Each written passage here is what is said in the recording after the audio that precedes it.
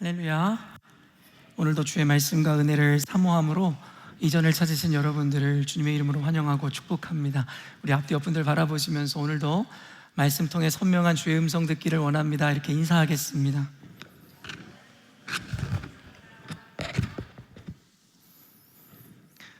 저한테 카드 주는 담당은 항상 우리 유치부 친구들인가 봐요.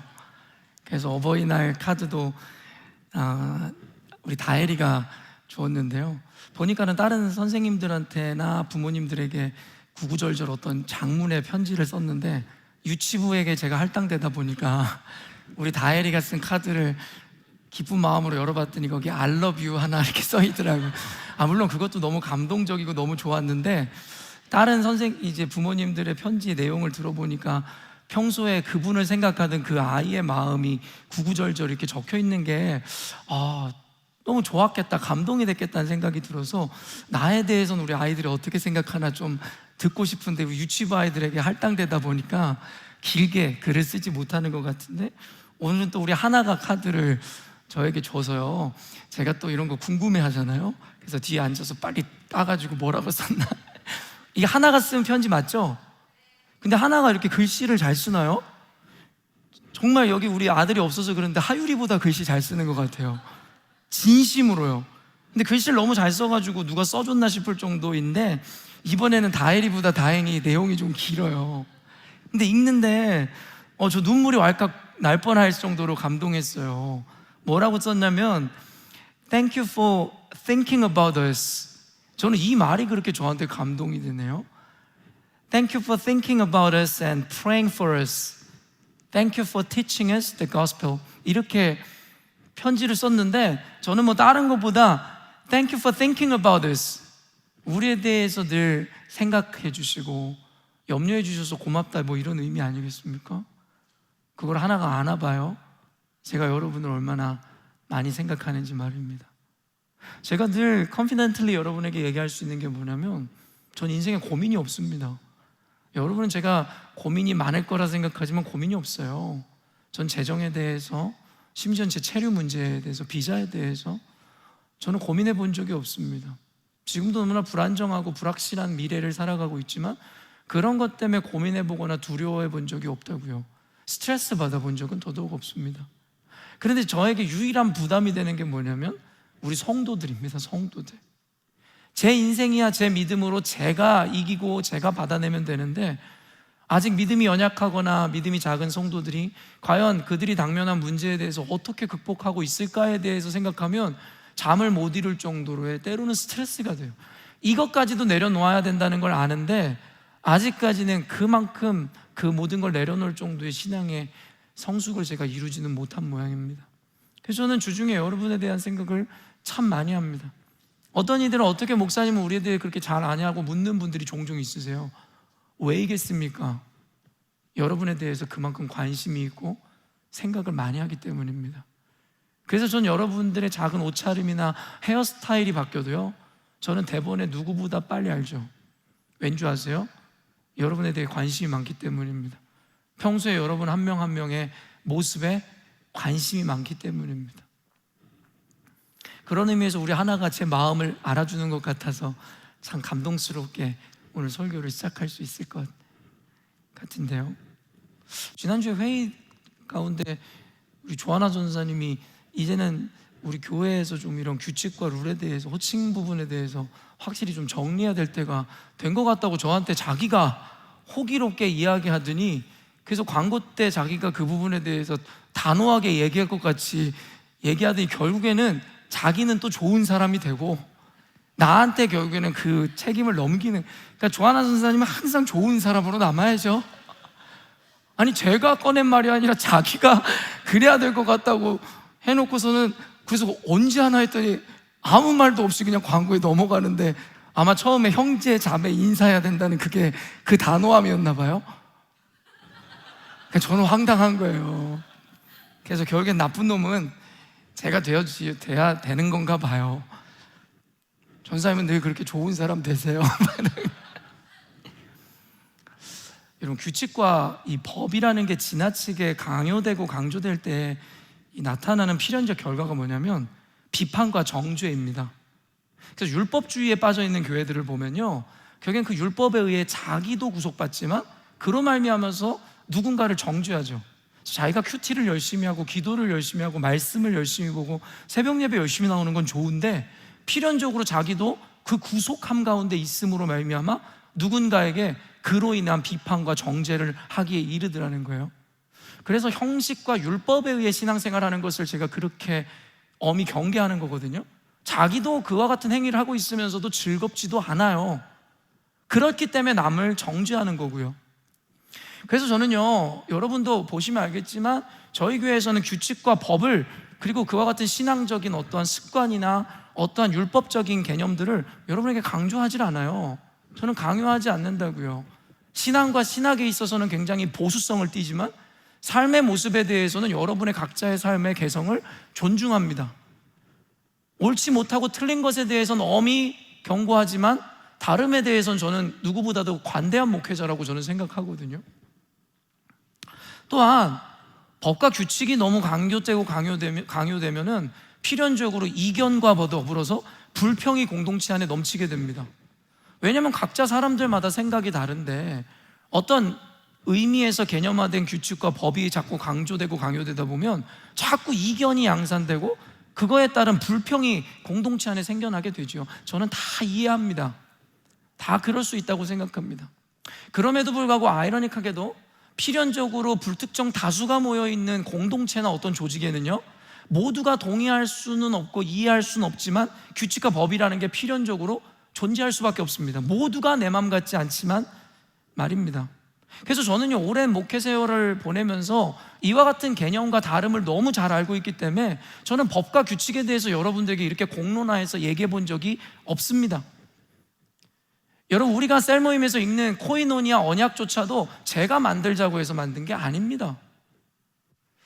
그럼에도 불구하고 최소한의 법과 규정, 규칙이 있어야 된다라는 이야기로 인해서 그와 같은 항목을 만들기 시작했고, 또한 그 코이노니아 언약조차도 제가 아이디어로 만든 게 아닙니다. 한국의 어떤 대형 교회의 규칙들을 그대로 가져와서 여러분들에게 전하는 겁니다. 여러분, 이것이 주는 의미가 뭔지 아십니까? 사실은 그 코이노니아 언약 가운데 있는 야기된 문제들로 인해서 한국 교회와 그리고 제 목회 인생 가운데 얼마나 많은 어려움들이 있었는지를 드러내는 겁니다. 여러분 각 개인의 감정이나 여러분 각 개인의 사정으로 대할 때에는 뭐 이것까지 그래 라고 할 수 있겠지만 그게 공동체의 이슈로 넘어오게 되면요, 공동체를 이끄는 이 행정 수장 내지는 리더로서는 굉장히 어려움을 직면할 수밖에 없습니다. 제가 이렇게 여러분들에게 거창하게 이야기하며 이와 같은 이야기를 나누는 이유는 뭐냐면 나누는 저 역시도 쉽지 않기 때문이죠. 성경에 분명히 뭐라고 이야기하냐면 남을 비판하는 그 비판으로 네가 비판받게 될 것이다 라고 얘기합니다. 그렇기 때문에 제가 법과 규칙을 운운하며 여러분을 비판하잖아요. 그러면 그 법과 규칙에 의해 여러분도 언젠간 저를 비판할 것이기 때문에 저는 이런 것으로 공동체에 비판하거나 무언가를 메시지 전하는 것을 좋아하지를 않습니다. 그럼에도 불구하고 규칙은 규칙입니다. 그 규칙에 대해서 우리가 예외 조항을 두는 순간 그 예외는 어김없이 또 다른 문제를 야기시키므로 결국에 자가당착하게 더 있다는 것이죠. 그런 의미에서 솔직히 옳고 그름, 선악의 문제도 아니고 다름과 가치관의 다름의 문제이기 때문에 일화 같은 것들을 공론화하는 게 굉장히 어려운 것은 사실인데요, 요 근래 저에게 여러 입체적인 방면에서 이 이슈에 대한 의견들 그리고 궁금함들을 묻는 이들이 있었기 때문에 이 부분에 대해서는 정리해야 된다라는 생각이 들어 여러분들에게 어렵지만 이야기하는 것이고, 그리고 예전에 우리 아이들이 어른들을 부르는 호칭 문제에 있어서 아직 그 난제를 아직도 풀어내지 못했어요. 법과 규칙이라는 게 정확하게 옳고 그름이 있으면 좋은데 그런 게 없잖아요. 우리가 정해가는 거잖아요, 공동체 합의에 의해서. 그래서 아이들이 그러면 어른들을 뭐라고 불러야 됩니까? 곽세존 형제님, 아이들이 그렇게 부르기도 어색하고, 또 어떤 이에게는 집사님, 근데 애초에 집사 직분을 갖지도 않은 사람에게 집사님이라고 부르기도 그렇고, 조아라 성도님, 아이들이 그렇게 부르기가 너무 어렵잖아요. 그래서 그거에 대해서 아직도 정리를 못했다고요.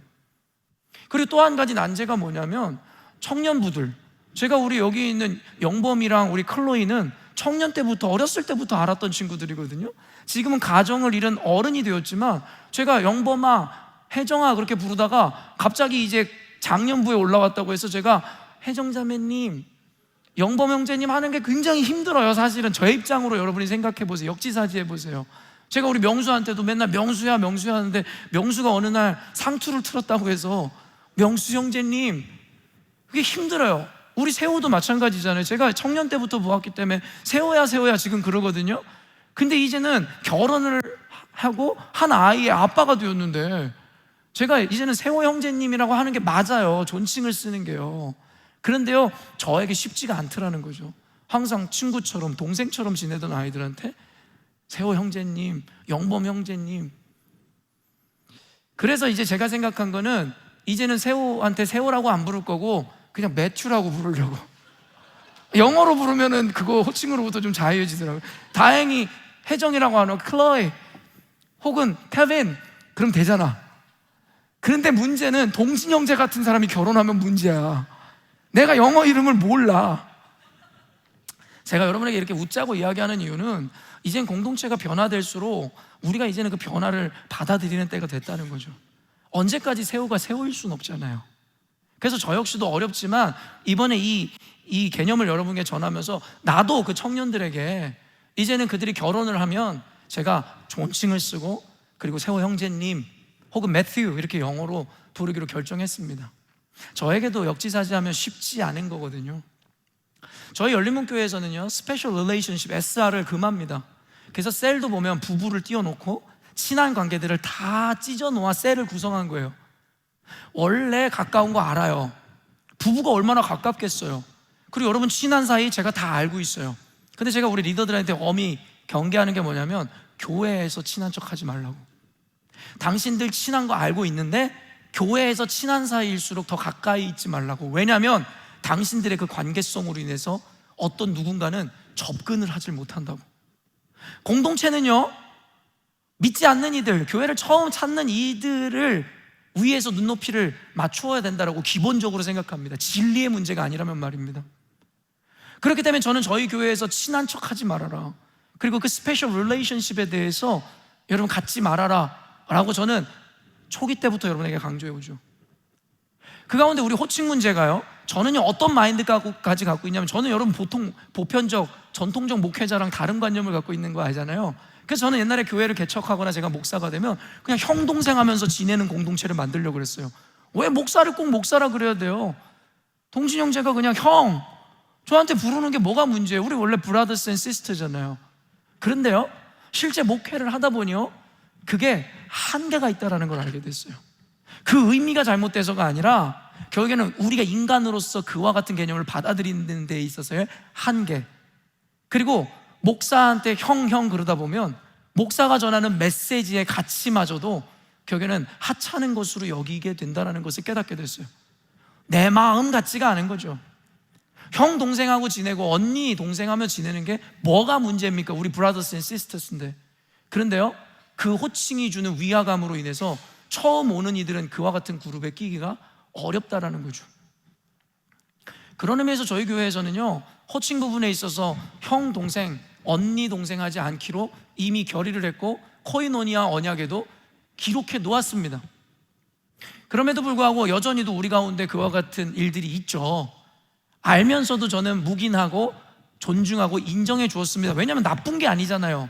그런데요 나빠서가 아니라, 잘못돼서가 아니라 공동체를 위해서 우리가 때로는 포기해야 되는 가치가 있는 것 같습니다. 그래서 다시 한번 여러분들에게 분명하게 부탁드리고 싶습니다. 잘못된 거였다면 여러분에게 경고할 텐데 잘못되지 않았다는 걸 알아요. 그거는 잘못된 게 아닙니다. 우리끼리 동질감과 서로의 친밀함을 보여주는 어떤 의미니까요. 그런데 정중히 부탁드리고 싶은 거는 공동체는 공동체입니다. 룰은 룰이어야 됩니다. 그렇기 때문에 그것이 예외 조항이 생기는 순간 왜 우리는 안 됩니까? 라는 얘기가 벌써 나왔거든요.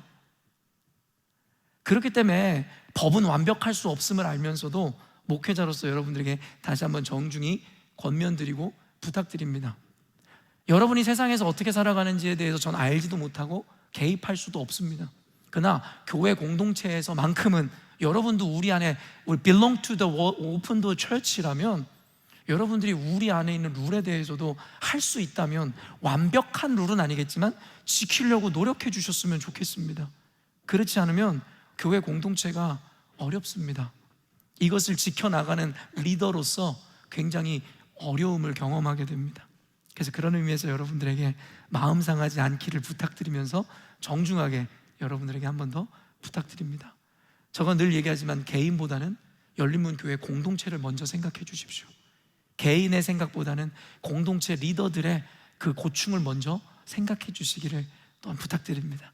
여러분 모두가 겸손히 이야기하는 목회자의 이 정중한 이 선언에 대하여 여러분들도 그와 같은 마음으로 온전히 받아내 주시리라 확신합니다. 우리 공동체는 성숙한 공동체여야만 하기 때문입니다.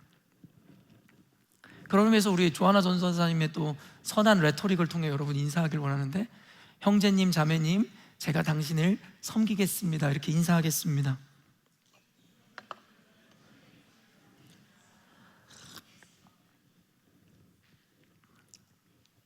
오늘 시험을 이기는 그리스도인 두 번째 이야기를 또 해야 되는데 시간을 지금 너무 많이 잡아먹었어요. 그리고 원래 시리즈로 준비한 설교가 아닌데 시리즈로 하면 단점이 뭐냐면 원래 지난주에 설교가 다 끝났어야 되잖아요. 근데 이번 주 설교도 그 하프를 가지고 나오려고 그러면 또 주중에 또 그 원고를 봐요. 그럼 아시죠? 내용이 또 추가가 돼요. 그래서 지난주 설교 원고보다 더 긴 원고가 오늘 준비됐어요. 그러다 보니까 이 시리즈가 끝나질 않아요. 옛날에 제가 5번, 6번 시리즈로 한 설교도 원래 한 편짜리였는데 매주 이와 같은 게 반복하면서 내용이 추가돼요. 그래서 오늘 아침에도 내용을 막 이렇게 보다 보니까 또 원고가 2장이 또 늘어나는 거예요. 그래서 그냥 이 컴퓨터를 닫아버렸는데 모르겠어요. 오늘도 그 하프의 내용으로 설교를 해야 되는데 내용이 또 한 편의 설교가 돼버렸기 때문에, 그럼에도 불구하고 여러분 우리가 시간보다는 속도보다는 그 의미를 곱씹어가며 잘 새기시는 시간이 되었으면 좋겠는데요. 시험을 이기는 그리스도인 그 두 번째, 예수 그리스도의 그 시험당함을 우리가 고찰하고 묵상하며 인사이트를 함께 나누도록 하겠습니다. 지난주 설교의 핵심을 대략 이렇게 요약해드리면, 간단하게 이야기하면 결국 시험은 우리의 결핍으로 인해서 우리에게 주어지는 것이다. 예수님이 굶주렸기 때문에 돌이 떡이 되라는 시험이 성립될 수 있었던 거죠. 이미 배부른 상태였다면 떡으로 만들라는 게 무슨 유혹이고 시험이 됐겠냐라는 거예요. 여기서 우리가 역으로 이 하나의 원리를 발견하자면 바로 우리에게 주어지는 그 어떤 유형의 시험도 결국엔 우리의 결핍으로 인해 주어지는 것이다 라는 단순한 논리를 여러분에게 전하였죠. 아마 보니까 셀들에서도 이 결핍에 대한 주제로 주로 대화했었던 것 같아요. 그만큼 여러분에게 임팩트가 있었던 것이 바로 내가 가진 어떤 결핍이었던 것 같습니다. 다시 한번 이야기하지만 결국에 우리가 그 결핍이 없다면 사실 시험이 성립될 수가 없는 거죠. 제가 두려움에 빠져 있지 않다면 무언가를 두렵게 하는 그와 같은 시험이 저에게 찾아올 이유가 없죠. 제가 예를 들어 재정으로부터, 관계로부터 자유하다면 관계나 재정에 대한 시험이 저에게 올 이유가 없죠. 저는 있든 없든 어렵지가 않은데요. 그러므로 결국엔 누가 시험당하고 싶으세요? 시험을 면하거나 우리가 당한 시험을 능히 승리하고 이기기 위해서는 결국에는 지난주 설교를 우리가 생각하며 우리가 찾아낼 수 있는 답은 무엇이냐면 바로 우리가 가진 결핍을 인지하고 인정하여 그 결핍으로부터 벗어나면 될 문제라는 거예요. 여러분 너무나 쉽지 않아요? 그 결핍만 인지하고 인정하여 넘어가면 여러분들에겐 그에 준하는 시험은 여러분에게 주어지지 않는다는 겁니다. 그러나 문제가 이것이죠. 너무 오랜 세월 동안 굳어진 혹은 잊고 있었던 그 결핍을 우리 스스로가, 여기서 중요한 건 스스로가 자각하고 인지한다는 것이 매우 어렵죠. 여러분 제가 늘 이야기하지만 포스트 모더니즘 시대에 그냥 태어난 우리들은 포스트 모더니즘이라는 그 세계관에 대한 인식 자체도 없잖아요. 우리 교회 와서 세계관, 포스트 모더니즘 이런 개념을 들은 분들도 상당수일 거예요. 살아오면서 아무 생각이 없었는데, 왜냐면 우리가 태어나 보니 포스트 모더니즘 시대인 거잖아요. 그와 마찬가지예요. 결국엔 오랫동안 굳어진 세월 동안에 우리가 살아오고 그 결핍이라는 것을 늘 가까이 하며 살다 보니 그 결핍을 우리 스스로 자각하고 인지한다는 것은 불가능에 가까운 일이 되었다라는 거죠. 그래서 성숙한, 여기서 또 중요한 건 성숙한 제3자의 조언이나 어떤 권위자, 우리 교회에서는 목회자라고 할 수 있겠죠. 권위자의 조언이나 가르침을 얻는 것은 굉장히 중요합니다. 칼빈의 구원론에 있어서도요, 우리가 모든 것이 다 하나님의 공로라고 하는 이유가 무엇이냐면, 알미니안주의자들이 이야기하는 것처럼 내가 죄에 대한 인식과 자각이 있어 나를 구원해달라고 손을 내민 게 아니라는 거예요. 우리 칼빈주의자들이 이야기하는 구원의 절대적인 하나님의 은혜라는 이유는 내가 죄인이라는 것조차도 자각하지 못하는 상태, 이것이 바로 완전 타락의 개념입니다. 우리가 타락한 줄 알았노라면 그 의지가 있었다면 100% 하나님의 은혜가 아닌 거죠. 적어도 그분에게 구원해달라고 우리가 요청했기 때문에. 그런데 우리는 죄인인지 그 결핍이 무엇인지도 자각할 수 없는 존재이기에 우리는 외부로부터의 구원을 요청할 수밖에 없는, 기다릴 수밖에 없는 존재다. 그래서 우리는 하나님의 은혜 혹은 그리스도로 인한 구원을 이야기하게 되는 것이죠. 그러나 많은 이들이 이와 같은 조언을 할 때에 선뜻 받아들이지를 못하는 거예요. 그렇잖아요? 어쩌면 당연한 반응인지도 모르겠어요. 애초에 그것을 인지하고 알았노라면 그 결핍 안에 살지도 않았을 거 아니에요. 제가 지난주에 자신 있거나 용기 있으면, 직면할 용기 있으면 저를 찾아오시라고, 그러면 그 결핍에 대해서 제가 적나라하게 드러내주겠다고 하니까 교회 안에서 좀 약간의 움직임이 있는 것 같아요. 그래서 자기들이 목사님을 찾아가겠노라는 이러한 일종의 움직임들이 일어나고 있는데, 다시금 얘기해 줄게요. 자신 있으세요? 오세요. 1시간만 저랑 대화하면 제가 여러분에게 적나라하게 여러분의 결핍을 다 드러내 드릴 수 있습니다. 그런데요, 제가 이 이야기를 할 때 저를 찾아왔던 분들이 열린문교회에서도 꽤 있었죠. 그때 여러분 어떠한 결과가 일어났는지 여러분들에게 이야기해 주지 않았나요?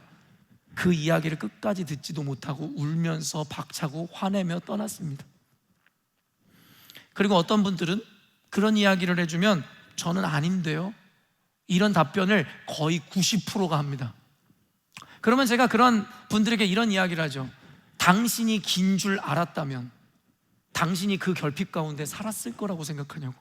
당신은 아니라고 생각했고 당신은 인지하지 못했기 때문에 그 결핍과 상함 가운데 살았던 거라고. 그러니 당신은 그저 내가 조언해주는 이야기에 귀를 기울이시라고, 옳고 그름에 대한 판단보다는 겸손함으로 일단은 듣기 시작하시라고.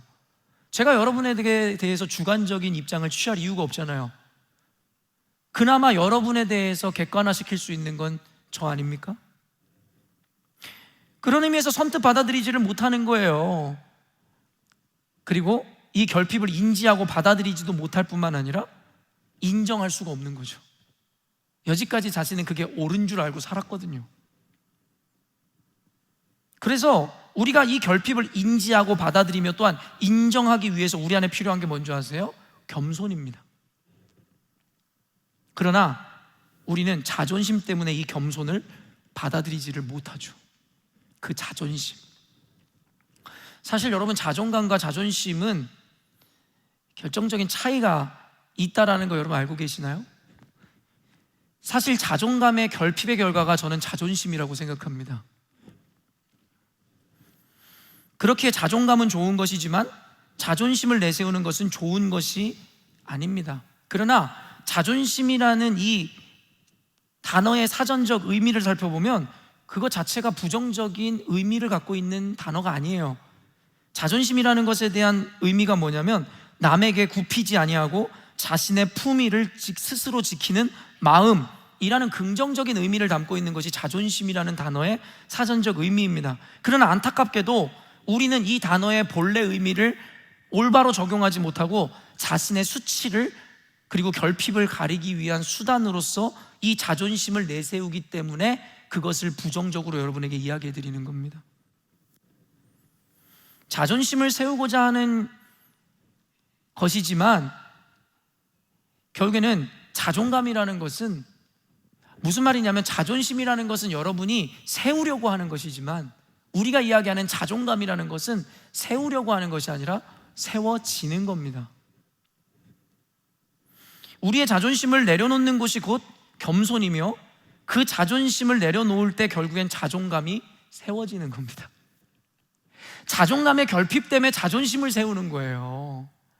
어떤 이의 말 한마디에 불쾌감을 느끼는 이들 잘 들으세요. 자기의 자존감이 결핍되어 있기 때문에 아무 의도 없이 이야기하는 그의 이야기 때문에 발끈하게 되는 거예요. 저는 우리 성도들과 어떤 대화를 하다 보면 어떤 그냥 의도도 없고 농담처럼 하는 이야기를 들으며 발끈하는 이들을 종종 보거든요. 그때 보면서 저는 생각하죠. 저 사람의 결핍, 그리고 저 사람은 참 자존감이 낮은 사람이구나. 아무 의도도 없이 던지는 상황들, 이야기들, 그리고 그와 같은 농담 가운데서도 상함을 입고 발끈하는 모습을 보며 얼마나 저 사람은 자존감이 낮으면 저와 같은 의도도 파악하지 못한 채로 감정이 앞서는가. 우리 성도들 중에 그런 사람 굉장히 많거든요. 자존감이 낮은 겁니다. 오늘날을 살아가고 있는 사람들의 대부분은 자존감이 낮다고 저는 생각해요. 왜냐하면 그들은 세울 수 없는 조건으로 자존감을 세우려고 하기 때문이죠. 자신의 가진 것, 스펙, 학력, 그게 과연 우리의 자존감의 이유가 될까요? 여러분, 그와 같은 비교에 의해서 생겨나는 자존감은요, 그거보다 우위를 가진 자가 나타나면 여지없이 무너지게 되어 있습니다. 연세대학교를 예를 들어 나왔다고 자부심을 갖더니가 어느 날 그 앞에 서울대를 나온 사람을 만나게 되면 그 자존은 무너지게 되죠. 왜요? 그의 자존의 근거에는 남보다 위에 있는 것이다, 그 조건이 내 자존감을 세웠다고 착각하니까. 그냥 우리 그리스도인들이 가진 게 있든 배운 게 있든 없든 자존감을 세우고 높아지는 이유가 뭔지 아세요? 모두에게 동일하게 바로 하나님의 형상이, 그리스도의 마음이 주어져 있기 때문이죠. 자존감을 내리셔야, 자존심을 내리셔야 자존감이 세워집니다. 이를 위해 여러분 겸손하세요. 그래야 여러분이 가진 결핍에 대해서 스스로 인지하고 인정할 수 있으며 그것을 직면할 수 있는 겁니다. 단순히 시험을 이기는 게 말처럼 쉬웠다면, 시험을 이기는 그리스도인, 여러분 시험을 이기십시오, 이게 설교의 주요 포인트였다면 누가 모릅니까? 근데 안 되는 거 아닙니까? 이길 수가 없는 거 아닙니까? 번번이 넘어지고 자빠지는 거 아닙니까? 그렇기 때문에 여러분 너무나 쉽게 솔루션을 얻으려고 하지 마세요. 여러분 그리스도의 이름으로 승리하십시오, 예수를 믿으면 모두가 성공합니다, 이렇게 단순하게 가르치면 너무 저도 좋을 텐데 그렇게 단순한 게 아니죠. 시험을 이기고 그 이기기 위해 결핍을 제거한다는 건요, 이와 같은 겸손이 필요하고 내 자존심을 버릴 때에 비로소 자존이 세워짐으로 모든 시험에서 승리할 수 있는 어려운 여러분 메커니즘이 있는 겁니다. 퓰리처상과 노벨문학상을 수상한 대문호, 노인과 바다. 앞에 아무것도 몰라도 노인과 바다 하면 아시죠? 누구죠? 해밍웨이가 이런 위대한 말을 남겼는데 뭐냐면, 남들보다 우월한 건 고귀한 것이 아니다. 진정한 고귀함이란 과거에 어제의 나보다 더 나은 내가 되는 것이다. 우리는요, 끊임없이 자신의 자존을 남과의 비교, 그 우위에서 찾으려고 합니다. 그러나 진정한 고귀함이란 남과의 비교에서 나오는 것이 아니라 어제와 과거의 나를 이기고 성숙을 이룬 자들에게 나타나는 게 바로 그 고귀함인 겁니다. 그래서 하나님은 이 가치를 우리에게 원하신다고 제가 설교했던 거 기억하시는지 모르겠습니다. 남들과의 비교에서 벗어나세요. 자존심이 아니라 자존감을 세우세요. 그리고 그 자존감은 남과의 비교 우위에서 나오는 것이 아니라 어제의 나를 이긴 나로부터, 즉 나의 결핍을 이기고 성숙을 이룰 때에 그것을 하나님은 고귀함이라고 여기실 것이고 그것을 통해 영광 받으시는 겁니다. 언제까지 남과의 비교하는 어리석고 못난 사람이 되려 하십니까? 하나님 앞에서 상대평가를 받지 마시고 절대평가를 받으세요. 여러분의 상대는 여러분에 있는 옆 사람이 아니라 바로 나 자신임을 잊지 않으시고 그 결핍에서 승리하시기를 원합니다. 우리는 이제 지난주 설교에 대한 결론을 맺는 거예요. 우리는 우리의 결핍으로 인해 남들 앞에 자존심을 세우는 자가 아니라 이 결핍을 해결하여 진정한 자존감을 드러내는 존재가 되어야 할 것입니다. 그럼 이제 오늘의 설교로 들어가 볼게요. 여러분, 첫 번째 시험은 바로 결핍을 통한 시험이었어요. 예수님이 그것을 이기셨죠. 그럼 이제 두 번째 시험을 보게 되는데요, 5절에서 7절 말씀 한번 읽어볼게요.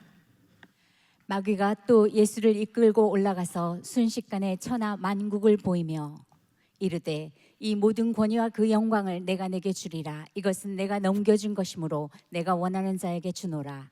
그러므로 내가 만일 내게 절하면 다 내 것이 되리라. 여러분, 두 번째 시험이 무엇이냐면, 여러분 정리하시면 됩니다. 눈에 보이는 것을 통한 시험이었다는 거죠. 성경이 뭐라고 이야기하냐면, 인간이 죄를 짓고 하나님을 떠나는 가장 큰 이유가 무엇이냐면 바로 안목의 정욕과 이생의 자랑 때문이다라고 성경이 분명하게 선언합니다. 그래서 마귀는 예수님을 시험하기 위해서 높은 곳으로 그를 이끌어갔고 천하의 아름다운 것들을 그에게 보여주셨다는 거죠. 그리고 그가 이야기하는 거예요. 사탄이, 내가 이 모든 것을 너에게 줄 수 있노라고 말입니다. 지금 여러분, 그는 눈앞에 있는 모든 것, 그 영광과 명예, 우리가 소유하고 싶은 것을 모두 얻을 수 있는 지금 그 선택의 기로 앞에 서 있는 겁니다. 여러분이 원하는 게 뭔데요? 좋은 집, 좋은 차, 로또 복권 당첨, 아니면 여러분 성공과 명예, 성공한 비즈니스가 되는 거? 여러분, 지금 그것을 선택할 수 있는 기로에 서 있는 겁니다. 지금 예수님에게 그 모든 가능성을 보여주며 내가 이것을 네가 원하기만 하면 줄 수 있다. 사단이 그렇게 얘기하는 거예요. 거짓말일까요? 아니죠. 사단은 줄 수 있습니다. 왜요? 성경이 분명히 이야기하기를 사단은 공중 권세 잡은 자, 이 세상에서의 권세를 갖고 있는 자라고 분명히 이야기하죠. 물론 그것도 하나님의 섭리와 주권 아래에 있지만 말입니다. 적어도 마귀도 능력이 있어서 우리가 원하고 바라는 걸 줄 수 있는 존재라고 성경이 분명히 이야기하죠. 그러니까 예수님은 거짓말, 허풍이 아닌 실제 앞에 있는 거예요. 눈에 보이는 것을 다 얻어갈 수 있는 그 기회가 마침내 우리에게, 예수님에게 주어졌다는 것이죠. 요한 1서 2장 15절로 17절 말씀인데요, 읽어보겠습니다. 이 세상이나 세상에 있는 것들을 사랑하지 말라. 누구든지 세상을 사랑하면 아버지의 사랑이 그 안에 있지 아니하니, 이는 세상에 있는 모든 것이 육신의 정욕과 안목의 정욕과 이생의 자랑이니 다 아버지께로부터 온 것이 아니요 세상으로부터 온 것이라. 이 세상도 그 정욕도 지나가되 오직 하나님의 뜻을 행하는 자는 영원히 거하느니라. 여러분, 우리가 죄를 짓는 대부분의 출발은 보여지는 것 때문입니다. 마귀가 예수님에게 천하 만국의 모든 영광을 보여주셨듯이, 주었듯이 결국에는 흡사 오늘날의 미디어를 통해 세계관이라든가 이 세상이 우리에게 보여주는 성공과 명예, 그리고 부와 같은 것이 그런 건지도 모르겠습니다. 로맨스 이런 것도 마찬가지입니다. 사실 우리가 오늘날에 인지하고 있는 가족에 대한 가치, 그리고 우리가 이성 간에 느끼는 로맨스는 원래부터 있었던 관념이나 개념이 아니에요. 여러분, 우리는 그냥 속고 있는 거죠. 원래 그와 같은 개념이 있었던 것이 아니라 세상이 발전하고 역사가 진행되고 인본화되면서 인본적 가치가, 의미가 더 부여되어 만들어진 개념을 우리는 성경적이고 창조의 원리를 따라 당연한 것으로 받아들이는 영역이 있는데요, 이건 나중에 여러분들에게 정리해서 강론해 드릴게요. 여러분, 우리는 너무나 많은 당연함에 속고 있다는 걸 여러분이 아셔야 돼요. 인간의 실존적 한계 때문에 말입니다. 어찌됐든지 간에 우리는 그와 같은 한계로 인해서 이 세상이 보여주는, 가르치는 어떤 가치들을 사랑하고 쫓게 되어 있죠. 자연스럽게 보여지고 느껴지는 그것에 우리의 마음을 빼앗기게 됩니다. 견물생심이라는 사자성어 여러분 알고 계시죠? 무언가 값진 것을 보면 그것을 갖고 싶은 욕망이 생기는 그 이치를 가르치는 사자성어잖아요. 결국에는 여러분, 인간의 본성을 가장 잘 드러내는 표현이라고 저는 생각합니다. 보니까 욕심이 생기는 거죠. 요한일서에서 경고하는 육신의 정욕과 안목의 정욕, 그리고 이생의 자랑은 한 세트입니다. 이게요, 각계로 진행되는 게 아니라 한 세트로 이루어진다는 얘기예요. 그리고 사실 이 모든 죄악의 시작은 보여지는 것에서 출발한다. 애초에 보지 않았다면 소유하고자 하는 욕심이 생기지도 않았을 것이고, 또한 더 나아가 누군가와의 비교하여 자랑하고자 하는 마음도 없었을 테니까 말입니다. 여러분, 명품을 왜 삽니까? 명품의 고퀄 때문에요? 거짓말하지 마세요. 그거는 자신이 명품을 사는 것에 대해 정당화하고자 하는 자들의 이야기일 뿐, 결국 명품을 사는 이유는 자랑하고 싶어서 그런 거예요. 나 이 정도 살 수 있어. 나 이거 갖고 있어. 그러니까는 천정부지로 명품의 값은 올라가죠. 근데 아이러니하게도 올라갈수록 사람들은 더 갖고 싶은 욕망이 자극되죠. 경제는 어려운데요, 명품 시장은 여전히도 호황입니다. 돈이 있어서일까요? 아니죠. 그 비싼 것을 갖고자 하는, 그래서 남 앞에서 자랑하고 싶은 그 욕구가 가장 본질적 욕구일 겁니다. 여러분, 한때 행복지수 1위였다라고 하는 부탄, 저는 이게 뭐 사실인지는 모르겠는데 떠도는 이야기인데 그냥 여러분도 공간이란 보편적으로 인식하고 있기 때문에 여러분에게 전해드리는데요, 행복지수 1위였다라는 부탄이 현재 그 행복지수가 바닥으로 추락했다는 이야기 많이 들어보셨잖아요. 그러면서 여러분, 그 이유가 뭐라 그래요? 인터넷이 들어오면서, SNS가 그들에게 허용되면서부터라고 이야기하더라고요. 어떤 이들은 자본주의의 상징인 맥도널드가 들어가면서부터라고도 이야기하더라고요. 바로 보여짐으로 인해서 시작된 게 뭐예요? 비교의식인 거죠. 옛날에 그들은 불교국가고 농업국가여서요, 그냥 열심히 땅을 일구고 거기서 나오는 소산으로 먹고 사는데 불평과 불만이 없고 그냥 행복했어요. 왜냐하면 비교 대상이 없었어요. 다 그냥 농사 지어서 옆집에 영희도 옆집에 철수도 다 그렇게 살거든요. 그런데 SNS와 인터넷이 들어오니까 세계에 살아가는 이들 휘황찬란한 모습을 본 거예요. 그러다 보니까 자신들의 삶이 한없이 초라해 보이기 시작하더라는 거죠. 그러면서의 비교의식과 더불어 불행이 시작되게 되는 것이죠. 남이 사는 집, 남이 타고 다니는 차, 입고 다니는 옷, 남이 다니는 학교의 이름, 우리는 그런 것들을 보면서 끊임없이 비교하고 절망하죠. 내 자식만 보면 괜찮았을 텐데 이웃집 자녀들을 보면서, 아이고 너는 그것도 못하냐, 저기 봐라 제임슨의 딸은 한 명은 음악 천재고 한 명은 공부도 잘한다더라. 아이고. 제가 만약에 제 두 아들을 거기다 비교했으면 살 수 있겠습니까? 애들이나 저나 말입니다. 그러니까 보니까 그런 거예요. 선명이는 벌써 나와서 연주하면서 나가서 돈도 벌어오고, 선명이가 이제 돈도 벌기 시작하더라고요. 어디 가가지고 공연에 초청받고. 근데 우리 하율이는 집구석에서 오락이나 하고 앉았고.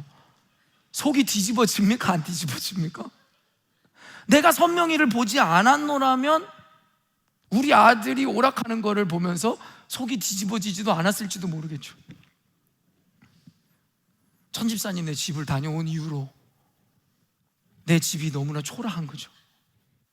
가보지 않았더라면, 먹어보지 않았더라면, 차에 올라타보지 않았더라면, 과연 우리가 지금 겪고 있는 절망과 부정과 비교의식이 우리 가운데 생겨났을까요? 창세기 3장 6절 말씀입니다. 여자가 그 나무를 본즉 먹음직도 하고 보암직도 하고 지혜롭게 할 만큼 탐스럽기도 한 나무인지라. 여자가 그 열매를 따먹고 자기와 함께 있는 남편에게도 주매 그도 먹은지라. 최초의 죄가 들어오는 이야기잖아요. 최초의 죄도 어디서부터 시작한 거예요? 사단의 유혹 앞에 하와가 보니 보암직도 하고 먹음직도 하더라는 거예요. 애초에 사단이 유혹하는 그 열매의 과실이 초라하기 그지없고 썩은 것 같고 냄새 날 것 같이 생겼어요. 그러면 그걸 탐하고 싶었을까요? 그런데 아니 웬걸, 그 열매를 보니 보암직도 하고 먹음직도 하더라는 거예요. 보기에 그럴듯하더라는 거죠. 그래서 결국엔 그 열매를 따먹게 되었다라는 겁니다. 그러므로 우리는 보여지는 것을 경계해야 합니다. 그리고 더 나아가 이를 통해 주어지는 자랑, 이 생의 자랑을 경계해야 된다는 거예요. 자랑할 게 그거밖에 없습니까?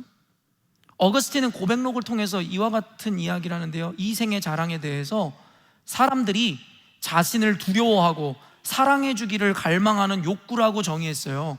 이 생의 자랑을 하는 이유가 뭐냐면 사람들이 자기를 두려워하고 내 가진 게 이만큼이고 내 권위가 이 정도야, 그리고 사람들이 나를 사랑해 주기를 바라는 거죠. 내가 초라하면 사람들이 나를 떠나갈까 봐 멋진 옷을 사야 되고, 요즘 아이들이 그렇잖아요. 화장도 예쁘게 해야 되고, 휘황찬란하게 살아야 그 아이들이 나를 사랑해 줄 테니까. 모든 것은 결핍에서 시작되는 겁니다. 무너진 자존감에서 시작되는 거예요. 결국 이것은 타자를 지배하고자 하는 욕망이며 자신을 높이 세우고자 하는 교만일 것입니다. 그러니까 보여지는 것을 탐하고 이를 통해 남에게 자랑하고 싶은 거겠죠. 악한 겁니다.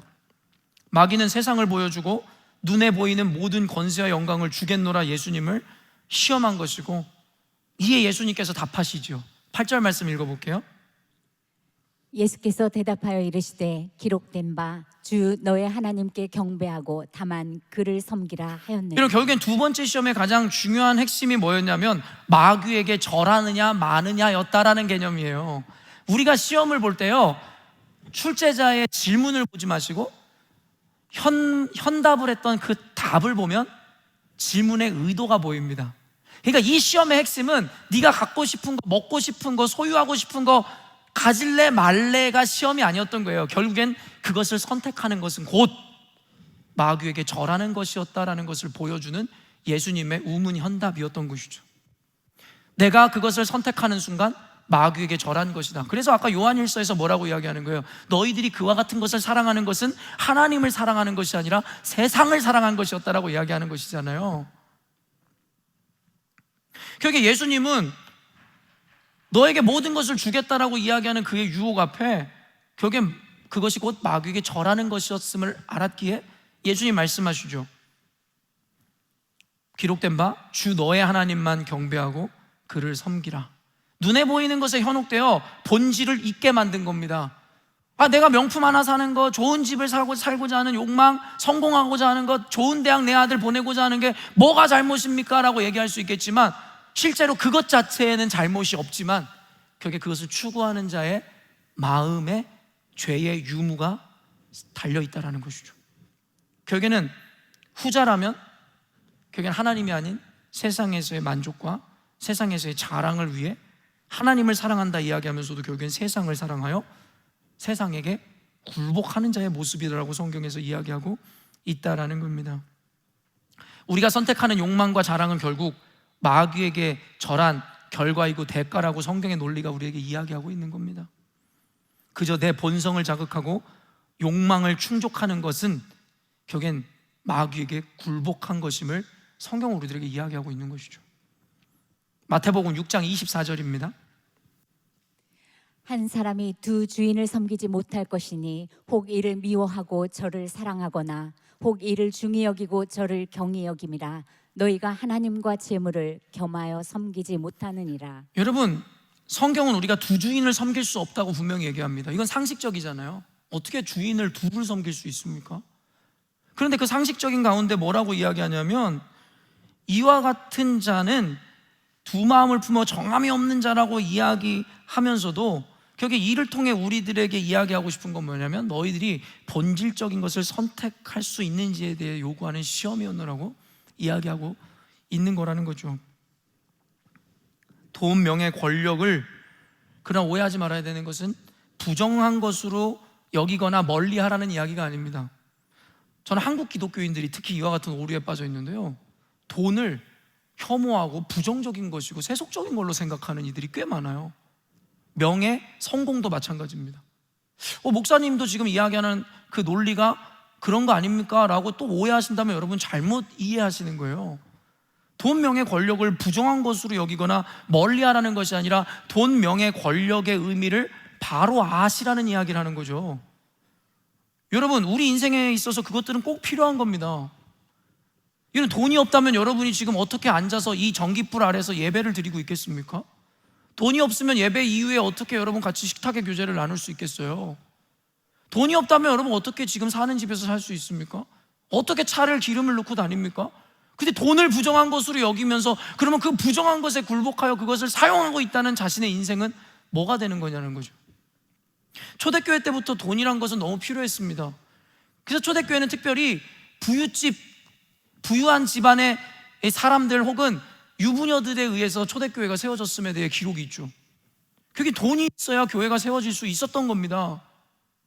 돈을 부정할 수는 없는 겁니다. 다만 그 돈의 의미를 바로 아셔야 된다라는 것이죠. 그저 어느 순간인가 아름다움과 그 가치에 눈이 멀어 하나님보다 그것을 더 높은 가치로 여기고 그것 자체가 목표가 되는 순간 우리는 하나님을 버리고 우상 숭배 혹은 마귀를 섬기는 것과 다름없게 된다는 것이지, 주님의 은혜 아래서 온전한 목적과 목표를 향해 나아가는 과정 가운데 우리가 얻게 되어지는 재정과 명예와 성공은 도리어 하나님의 영광을 드러내는 수단이 되는 것이죠. 이 개념을 여러분들이 잘 이해해 주셨으면 좋겠습니다. 시간이 많지 않지만 그 다음 마지막까지 그냥 쭉 속도를 내어 진행해 보겠습니다. 그리고 연이어지는 마지막 시험, 그것이 무엇이냐면 기적을 하나님 자리에 올려놓는 시험이었다는 거죠. 9절에서 11절 말씀 읽겠습니다. 또 이끌고 예루살렘으로 가서 성전 꼭대기에 세우고 이르되 내가 만일 하나님의 아들이거든 여기서 뛰어내리라. 기록되었을 때 하나님이 너를 위하여 그 사자들을 명하사 너를 지키게 하시리라 하였고, 또한 그들이 손으로 너를 받들어 내 발이 돌에 부딪히지 않게 하시리라 하였느니라. 마귀가 지금 조바심에 사로잡혔어요. 왜냐하면 앞서 한 시험에 예수님이 하나도 넘어가질 않았거든요. 그래서 이제 마지막 시험을 해야 되는데 이제 조바심이 나는 사단이 이제 결국엔 극단으로 내몰기 시작하더라는 거죠. 말도 안 되는 시험이에요. 예전에는 눈에 보이는 것, 그 욕망을 자극했는데 이제는 극단으로 치달으면서 말도 안 되는 시험, 구분되는 시험으로 이끌어가는데 그게 뭐예요? 뛰어내리라는 거예요. 여러분, 사실 이 시험은 굳이 응할 필요도 없는 쓸데없는 일을 시키는 마귀의 유혹으로부터 시작되는 거잖아요. 떡을 주고 영광을 준다는 건 그래도 유혹할 만한데 굳이 높은 곳에서 왜 뛰어내려야 되는데요? 저는 이와 같은 시험이 우리 가운데 주어지잖아요. 이와 같은 개념에서. 그럼 우리는 이렇게 반문할 수 있어야 돼요. 왜 뛰어내려야 되는데? 굳이 왜 내가 마귀 너한테 그걸 증명해야 되는데? 우리는 어리석게 그 한계에 빠지지 말고 이와 같은 반문을 할 수 있어야 된다는 겁니다. 그러나 이와 같은 시험에 내몰리거나 스스로 내모는 이들이 꼭 있습니다. 늘 여러분에게 얘기하겠지만 하나님은 우리에게 보편적 방법과 원리라는 것을 우리들의 인생에 허락하셨어요. 이 역시도 하나님의 은혜인 것이죠. 그러나 어떤 소위 신앙 좋다라고 이야기하는 극단주의적인 신앙 혹은 신비주의적인 신앙을 가진 이들은 이와 같은 보편적 방법을 세속적 방법이라고 이야기해요. 그래서 그것을 거부합니다. 그래서 자신들은 하나님의 기적으로, 하나님의 능력으로만 이 위기를 극복할 거라는 극단성을 보이죠. 그들이 갖고 있는 오류가 뭔지 아세요? 슈퍼내추럴한 것만 하나님의 기적이고 능력이지 보편적으로 주어진 삶의 원리는 하나님의 것이 아니다라는 착각에 빠지는 거죠. 여러분, 병에 걸렸으면 병원을 가야 돼요. 약 하나 먹으면 나아지는 병이에요. 그저 기도로 나아야 한다고 약을 먹지 않는 것은 신앙인이 아니라 어리석은 자고 악한 자입니다. 또한 돈이 없는데 자기는 일하지 않아도 하나님이 공급하신다는 말을 믿는다고 하며 게으름을 선택하는 자들, 악한 자들입니다. 일을 하세요. 돈이 없는데 왜 일을 하지 않고 놀면서 하나님의 공급을 기대하시는 거예요? 늘 이야기하지만 그렇게 열심히 살아도 되지 않는 때에 일어나는 것이 바로 기적입니다. 하나님의 개입입니다. 공부하지 않아도 기도만 열심히 하면 찍어도 답이 맞게 하신다고. 저는 어떤 장로가 대표 기도하는 것도 들었는데 진짜 어리석게 들려졌어요. 수능을 앞두고 있는 교회가 대표 기도를 하는데 찍어도 맞는 은혜를 허락하시고, 그게 무슨 은혜입니까? 그럼 열심히 공부한 애들은 뭐가 됩니까? 그걸 믿음이랍시고 교회에서 가르치는 자나 기도하는 자나 어리석지 않아요? 여러분, 찍어서 맞는 그게 무슨 은혜입니까? 어리석은 부모들은 새벽 예배 열심히 나오면 합격한다고. 새벽 예배도 나오셔야죠. 그러나 더 열심히 공부해야죠.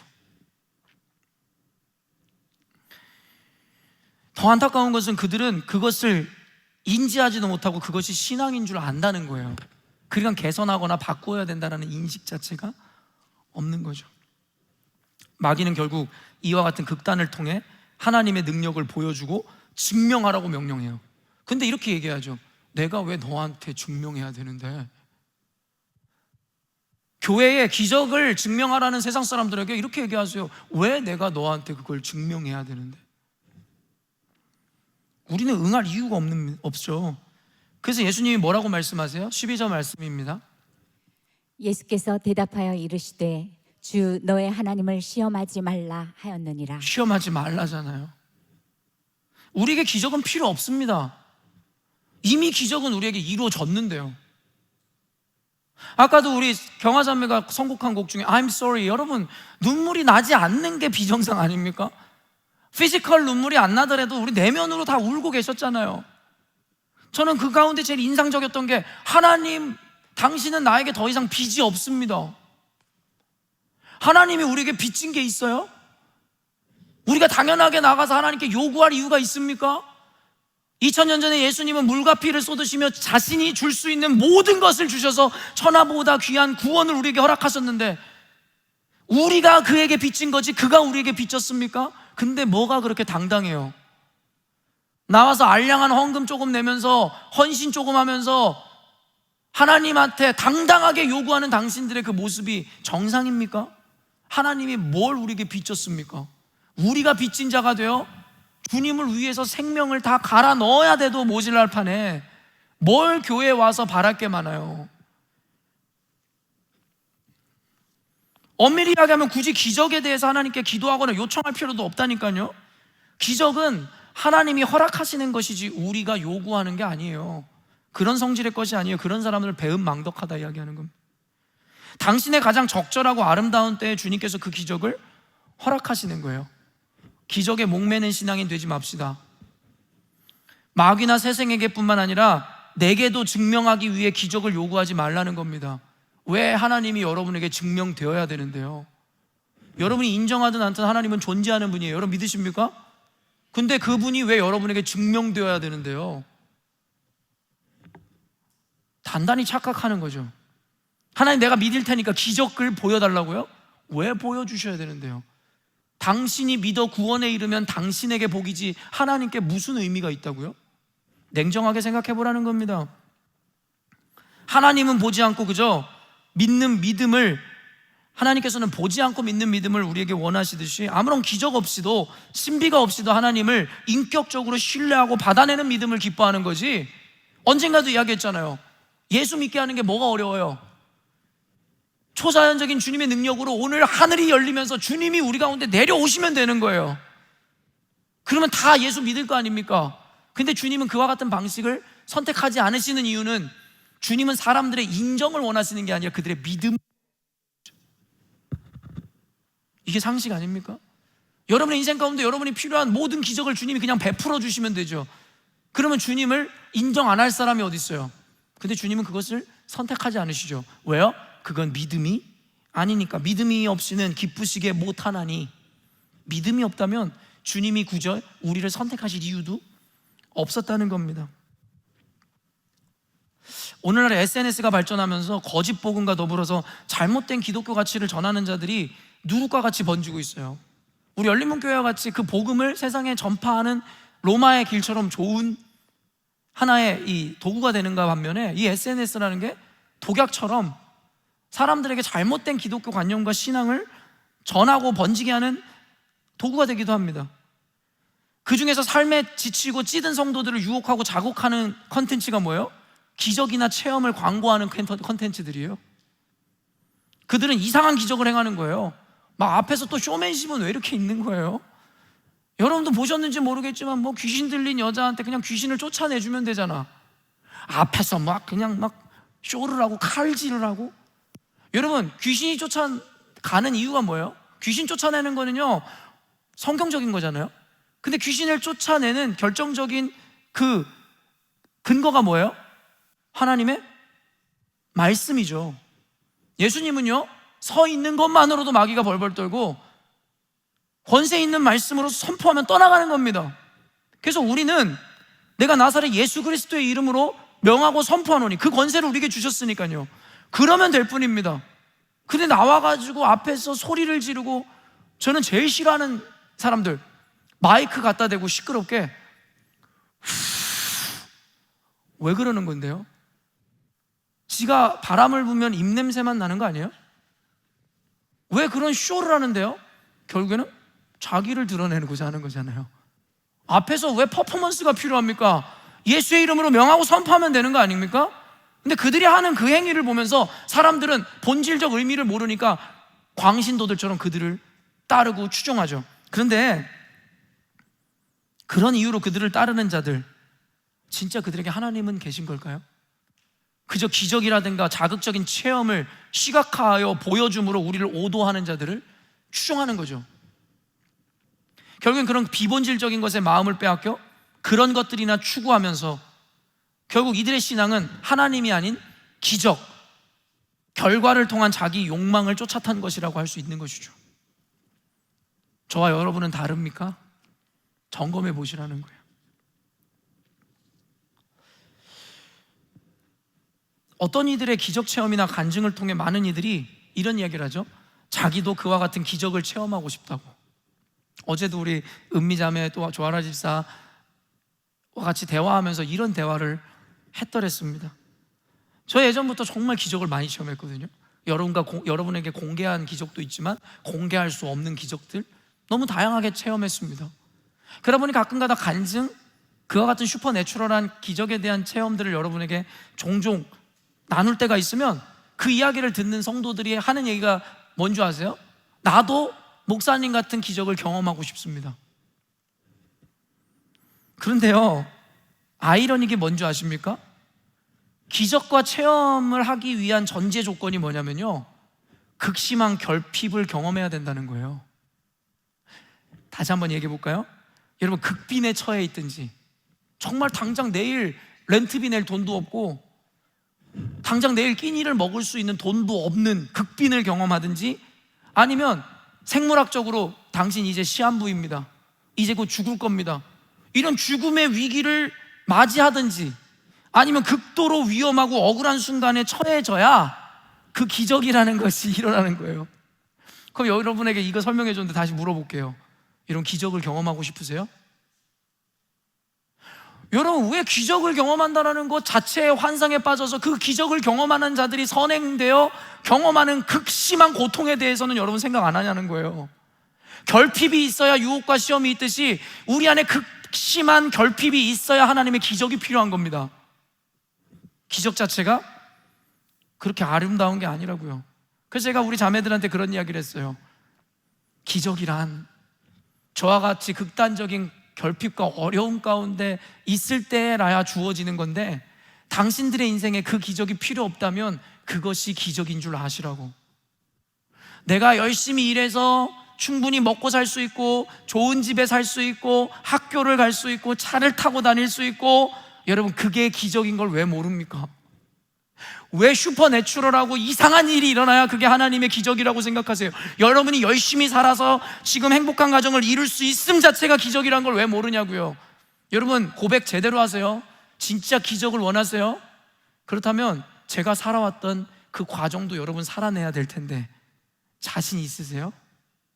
제가 어떠한 가난함 가운데, 어떠한 억울함 가운데, 어떠한 위험 가운데 있었는지 여러분 아세요?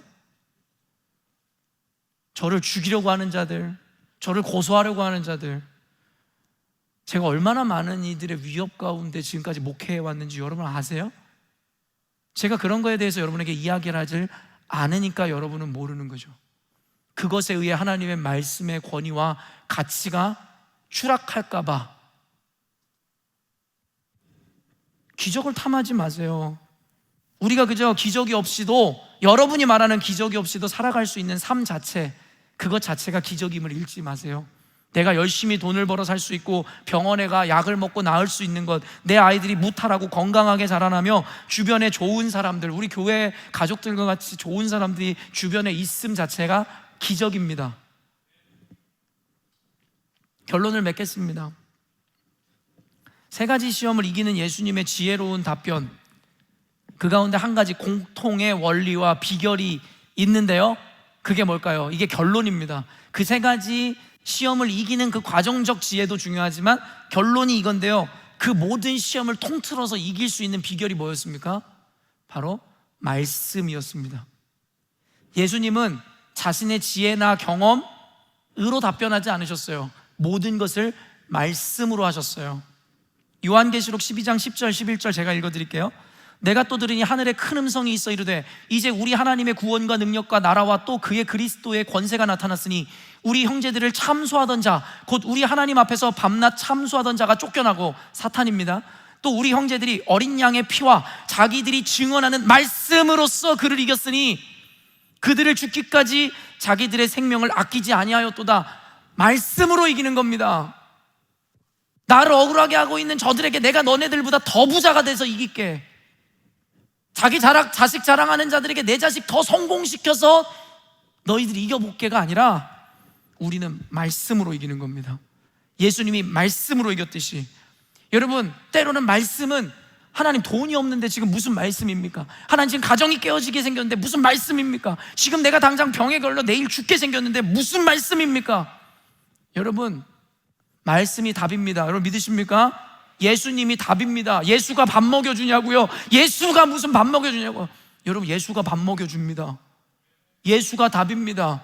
예수의 이름에 권능이 있습니다. 예수의 이름에 구원이 있습니다. 말씀이 진리가 되어 우리를 구원의 길로 이끄는 겁니다. 말씀이 우리에게 솔루션이 되어 모든 유혹과 우리가 마주하고 있는 현실을 이기게 하는 겁니다. 그게 하나님의 능력입니다. 우리의 방법과 우리의 지혜와 우리의 스펙과 능과 힘이 아닌 오직 그리스도의 말씀과 능력으로 이기는 것, 그게 바로 그리스도의 승리를 의미하는 겁니다. 그게 바로 그리스도인들이 지향해야 하는 승리입니다.